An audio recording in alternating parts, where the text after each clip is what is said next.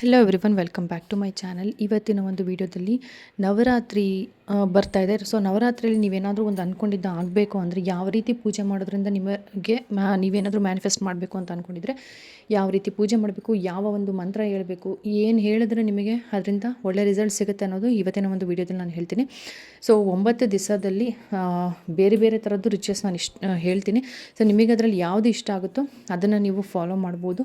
So ಇವತ್ತು ಒಂದು ವಿಷಯದ ಬಗ್ಗೆ ನಾನಿಲ್ಲಿ ಡಿಸ್ಕಸ್ ಮಾಡ್ತೀನಿ, ಒಂದು ಮಂತ್ರದ ಬಗ್ಗೆ.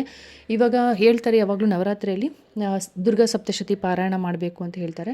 ಬಟ್ ಅದು ನಿಮಗೆ ಪಾರಾಯಣ ಮಾಡೋದಕ್ಕೆ ಕಷ್ಟ ಆಗುತ್ತೆ, ಟೈಮ್ ಇಲ್ಲ, ನಮಗೆ ಹೇಳೋದಕ್ಕೆ ಬರೋದಿಲ್ಲ, ಈ ಥರ ಎಲ್ಲ ಅಂದರೆ ನೀವು ಅಟ್ಲೀಸ್ಟ್ ನಿಮ್ಮ ಫೋನಲ್ಲಿ ದಿನ ನೀವು ನಾನು ಇವತ್ತು ಹೇಳುವಂಥ ಒಂದು ಮಂತ್ರ ಇದೆ. ಸೊ ಅದು ಹಾಡಿನ ರೂಪದಲ್ಲಿ ನಿಮಗೆ ಫೋನ್ನಲ್ಲಿ ಸಿಕ್ಬಿಡುತ್ತೆ. ಅಕಸ್ಮಾತ್ ಬುಕ್ ಇಲ್ಲ ಅನ್ನೋರಿಗೆ PDF ನಿಮಗೇನು ಫೋನ್ನಲ್ಲಿ ಗೂಗಲ್ನಲ್ಲಿ PDF ಸಿಗುತ್ತೆ, ಓದ್ತೀವಿ, ನಾವು ಓದೋಕ್ಕಾಗುತ್ತೆ, ಅನ್ನೋರು ಈ ಒಂದು ಮಂತ್ರನ ನೀವು ಹೇಳ್ಕೊಳ್ಬೇಕಾಗುತ್ತೆ. ಯಾವ ರೀತಿ ಮಾಡಬೇಕು, ಯಾವ ರೀತಿ ಅದನ್ನು ಅಂದರೆ ಎಷ್ಟು ಸರಿ ಹೇಳಬೇಕು, ಇದೆಲ್ಲದನ್ನು ನಾನು ಇವತ್ತು ಹೇಳ್ತಾ ಹೋಗ್ತೀನಿ ವಿಡಿಯೋದಲ್ಲಿ. ಸೊ ಯಾರೆಲ್ಲ ಹೊಸದಾಗಿ ನನ್ನ ಚಾನಲ್ನ ನೋಡ್ತಿದ್ದೀರಾ, ಚಾನಲ್ನ ಸಬ್ಸ್ಕ್ರೈಬ್ ಮಾಡ್ಕೊಳ್ಳಿ, ನನ್ನ ಪಕ್ಕದಲ್ಲಿರೋ ಬೆಲ್ಲೈಕನ್ನು ಪ್ರೆಸ್ ಮಾಡಿ, ಇದರಿಂದ ಹೊಸ ವಿಡಿಯೋ ನೋಟಿಫಿಕೇಶನ್ ನಿಮಗೆ ಸಿಗ್ತಾ ಹೋಗುತ್ತೆ.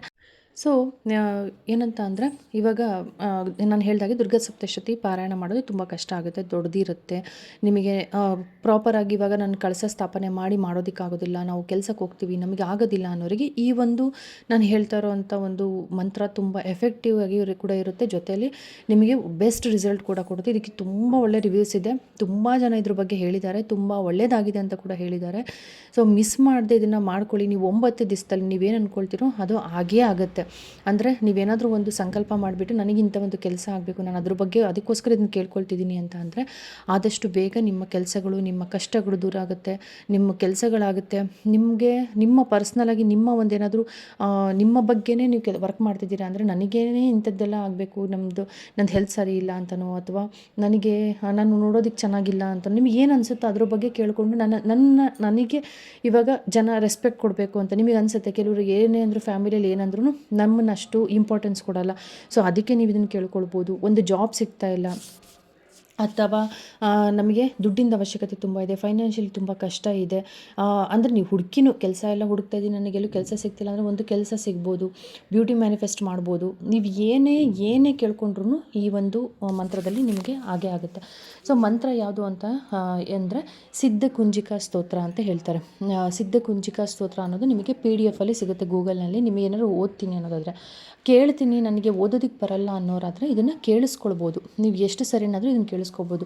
ಸೊ ಇದರಿಂದ ಇನ್ನೂ ಒಂದು ನಿಮಗೇನು ಬೆನಿಫಿಟ್ ಅಂತಂದರೆ, ಮನೆಯಲ್ಲಿ ಯಾವುದೇ ರೀತಿ ನೆಗೆಟಿವ್ ಎನರ್ಜಿ ಇದ್ದರೆ ನಿಮಗೆ ಅದು ಹೋಗುತ್ತೆ. ನಿಮ್ಮ ಮೇಲೆ ಏನೇ ಕೆಟ್ಟ ದೃಷ್ಟಿ ಇದ್ದರೆ, ಯಾರೇ ಏನೇ ಮಾಟ ಮಂತ್ರ ಮಾಡಿಸಿದ್ರು, ನೀವು ಇದನ್ನು ಓದ್ತಾ ಬಂದಾಗೆ ನಿಮಗೆ ಅದರಿಂದ ಆಗ್ತಾರೋ ಎಫೆಕ್ಟ್ ಎಲ್ಲ ಹೋಗ್ತಾ ಬರುತ್ತೆ. ಜೊತೆಲಿ ನಿಮಗೇನೇ ತೊಂದರೆ ಮಾಡೋಕ್ಕೆ ಟ್ರೈ ಮಾಡಿದ್ರು ಕೂಡ ಯಾರು ಅದು ಯಾವತ್ತೂ ನಿಮಗೆ ತಟ್ಟೋದಿಲ್ಲ. ನಿಜವಾಗ್ಲೂ ನಿಮಗೆ ಇದನ್ನು ಎಷ್ಟು ಸ್ಟ್ರಾಂಗ್ ಮಾಡುತ್ತೆ ಈ ಒಂದು ಮಂತ್ರ ಅಂದರೆ, ನೀವೇ ಒಂದು ಶಕ್ತಿ ಆಗಿಬಿಡ್ತೀರ, ಅಷ್ಟು ನಿಮಗೆ ಇದು ಪವರ್ ಕೊಡುತ್ತೆ. ಸೊ ಈ ಒಂದು ಸಿದ್ಧಕುಂಜಿಕಾ ಸ್ತೋತ್ರ ನಿಮಗೆ ಯೂಟ್ಯೂಬ್ನಲ್ಲಿ ಕೂಡ ಸಿಗುತ್ತೆ. ಮೀನ್ಸ್ ಅದನ್ನು ಹಾಡಿನ ರೂಪದಲ್ಲಿ ಹೇಳಿದ್ದಾರೆ. ಸೊ ನೀವು ಅದನ್ನು ಕೂಡ ನೀವು ಕೇಳಿಸ್ಕೊಳ್ಬೋದು. ನೀವು ಅದನ್ನು ಕೂಡ ಕೇಳಿಸ್ಕೊಳ್ತಾನೆ ದಿನ ಮನೆಯಲ್ಲಿ ಬೆಳಗ್ಗೆ ನೀವು ಅದನ್ನು ಹಾಕಿ ಬಿಡ್ಬೋದು, ಮಕ್ಕಳಿಗೆ ಕೇಳಿಸ್ತಾ ಇರ್ಬೋದು. ಅದನ್ನು ನಾವು ಕೇಳಿಸ್ಕೊಳ್ಳೋದ್ರಿಂದನೇ ನಮಗೆ ಎಷ್ಟೋ ನಮ್ಮಲ್ಲಿರುವ ನೆಗೆಟಿವಿಟಿ ಹೋಗುತ್ತೆ ಅಂತ ಹೇಳ್ತಾರೆ. ಸೊ ನವರಾತ್ರಿಯಲ್ಲಿ 9 ದಿನ ಏನಿರುತ್ತೆ, ನೀವು ದಿನ ಇದನ್ನು 11 ಸರಿ ಹೇಳ್ಬೋದು. 11 ಸರಿ ನಮಗೆ ಹೇಳೋದಕ್ಕೆ ಆಗೋದಿಲ್ಲ ಅಂದರೆ ಅಟ್ಲೀಸ್ಟ್ 1 ಸರಿನಾದ್ರು, ದಿನಕ್ಕೆ 1 ಸರಿ 9 ದಿನ ಕೂಡ ಇದನ್ನು ಮಂತ್ರನ ಹೇಳಿ. ಈ ಸರಿ ಸ್ಪೆಷಲಾಗಿ ಏನಂದರೆ 10 ದಿವಸ ಬಂದಿದೆ ನವರಾತ್ರಿ. ಸೊ ಎಕ್ಸ್ಟ್ರಾ 1 ದಿವಸ ಇದೆ, ಪೂಜೆ ಮಾಡೋದಕ್ಕೆ ಏನೋ ಒಂಥರ ಎಕ್ಸ್ಟ್ರಾ ನಮಗೆ ಸಿಗ್ದಂಗೆ ಆಗುತ್ತೆ, ಹಾಗೆ ನಿಮಗೆ ಎಕ್ಸ್ಟ್ರಾ ಅದರಿಂದ ಬೆನಿಫಿಟ್ ಕೂಡ ಸಿಗುತ್ತೆ. ಸೊ ಸಿದ್ಧಕುಂಜಿಕ ಮಂತ್ರನ ದಿನ ಓದಿ, ದಿನ ಪಾರಾಯಣ ಮಾಡೋಕ್ಕೋಗಿಲ್ಲ ಅಂದರೆ ಧ್ಯಾನ ಅಂದರೆ ಗಮನ ಕೊಟ್ಟು ಕೇಳಿಸ್ಕೊಳ್ಳೋಕ್ಕಾಗ್ದಾಗ ನಿಮ್ಮ ಪಾಡಿ ನೀವು ಇರೋದಲ್ಲ, ಅದನ್ನು ಕೇಳಿಸ್ಕೊಳ್ತಾ ಇರಬೇಕು. ಅದನ್ನ ಮಂತ್ರ ಏನಿದೆ ಅದನ್ನು ನೀವು ನಿಮ್ಮೊಳಗೆ ತೊಗೊಳ್ಬೇಕು. ಸೊ ಈ ಥರ ಒಂದು ನೀವು ಮಾಡೋದ್ರಿಂದ ನಿಜವಾಗ್ಲೂ ಅದರದ್ದು ಬೆನಿಫಿಟ್ ನಿಮಗೆ ಸಿಗುತ್ತೆ. ದೇವರು ನಿಮಗೆ ತುಂಬ ಗ್ರ್ಯಾಂಡಾಗಿ ನೀವು ಹೀಗೆ ಮಾಡಿ ಹಾಗೆ ಮಾಡಿ ಅಂತ ಯಾವುದೇ ಇರೋಲ್ಲ. ನಾನು ಪ್ರತಿಯೊಂದು ವಿಡಿಯೋದಲ್ಲಿ ಅದನ್ನೇ ಹೇಳೋದು. ಇವಾಗ ನಾವು ಕಳಸ ಕೂರಿಸಲೇಬೇಕು, ನಾವು ಹೀಗೆ ಮಾಡಬೇಕು, ಹಂಗೆ ಮಾಡಿಲ್ಲ ನಿಮಗೆ ಫಲನೇ ಸಿಗಲ್ಲ ಅಂತ ಅಲ್ಲ. ದೇವರನ್ನ ಮನಸ್ಸಿಂದ ಪೂಜೆ ಮಾಡಿ. ಯಾಕಂದರೆ ಯಾರೂ ನಿಮಗೆ ನಿಮ್ಮ ಶಕ್ತಿ ಮೀರಿ ನೀವು ಮಾಡಿ ಅಂತ ಯಾವ ದೇವರು ಕೂಡ ಹೇಳಿಲ್ಲ.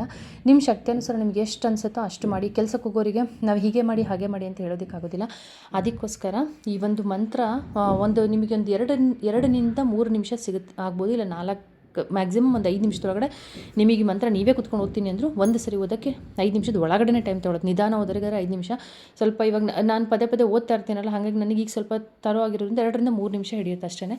ಸೊ ಆ ರೀತಿಯಾಗಿ ನಿಮಗೆ ದಿನಕ್ಕೆ ಒಂದು ಸರಿನಾದ್ರು ಓದಿ, ಅಥವಾ 9 ದಿವಸ ನೀವು ಒಂದೊಂದು ದಿವಸನೂ 11 ಸರಿ ಓದ್ತೀನಿ ಅಂದ್ರೂ ಓದ್ಕೋಬೋದು.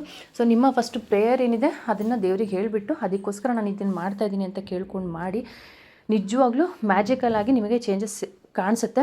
9 ದಿವಸದಲ್ಲಾದ್ರೂ ಆಗ್ಬೋದು. ಇನ್ನೊಂದೇನೆಂದರೆ ನಮ್ಮ ವಿಶ್ ಮೇಲೆ ಡಿಪೆಂಡ್ ಆಗಿರುತ್ತೆ, ಅದು ಎಷ್ಟು ದಿವಸದಲ್ಲಿ ನಮಗೆ ಸಿಗಬೇಕು ಅಂತ. ಹಾಗೆ ಕೆಲವೊಂದನ್ನು ನಾವು ಅಂದ್ಕೊಳ್ತೀವಿ, ದೇವ್ರು ಯಾಕೋ ನಾವು ಅಂದ್ಕೊಂಡ್ವಿ ಕೊಡಲಿಲ್ಲ ಅಂತ, ಬಟ್ ದೇವ್ರಿಗೆ ನಮಗೆ ಯಾವ್ದು ಒಳ್ಳೆಯದು, ಯಾವ್ದು ಕೊಟ್ಟರೆ ಒಳ್ಳೆಯದು ಅಂತ ದೇವ್ರಿಗೆ ಗೊತ್ತಿರುತ್ತೆ. ಸೊ ಪೇಷನ್ಸಿಂದ ಕಾಯಿರಿ. ಹಾಗೆ ದೇವರು ಏನು ಕೊಡ್ತಾರೋ ಅದೇ ನಮಗೆ ಕರೆಕ್ಟು ಅಂತ ಅಂದ್ಕೊಳ್ಳೋದನ್ನು ಮರಿಬೇಡಿ. ಸೊ ಇದಿಷ್ಟು ಇವತ್ತಿನ ಒಂದು ವಿಡಿಯೋ ಆಗಿತ್ತು. ನಿಜವಾಗ್ಲೂ ಇದರಿಂದ ತುಂಬ ಜನ ಒಳ್ಳೊಳ್ಳೆ ರಿವ್ಯೂಸ್ ಕೊಟ್ಟಿದ್ದಾರೆ. ಯಾರ್ಯಾರೆಲ್ಲ ಇದ್ರ ಬಗ್ಗೆ ಮಾತಾಡಿದಾರೋ ಅವ್ರದ್ದು ಚಾನಲ್ ಬೇಕಾದ್ರೆ ನೀವು ಹೋಗಿ ನೋಡಿ. ತುಂಬ ಅಂದರೆ ತುಂಬ ಚೆನ್ನಾಗಿದೆ ಇದ್ರ ಬಗ್ಗೆ ರಿವ್ಯೂಸ್, ತುಂಬ ಒಳ್ಳೆಯದಾಗಿದೆ. ಹೆಲ್ತ್ ಬಗ್ಗೆ, ಬ್ಯೂಟಿ ಬಗ್ಗೆ, ಫೈನಾನ್ಷಿಯಲ್ ಬಗ್ಗೆ ಏನಾದರೂ ಕೇಳ್ಕೊಂಡು ಮಾಡಿ ಎಲ್ಲ ಆಗುತ್ತೆ ಅಂತ ಹೇಳ್ತಾ, ಥ್ಯಾಂಕ್ ಯು ಸೋ ಮಚ್.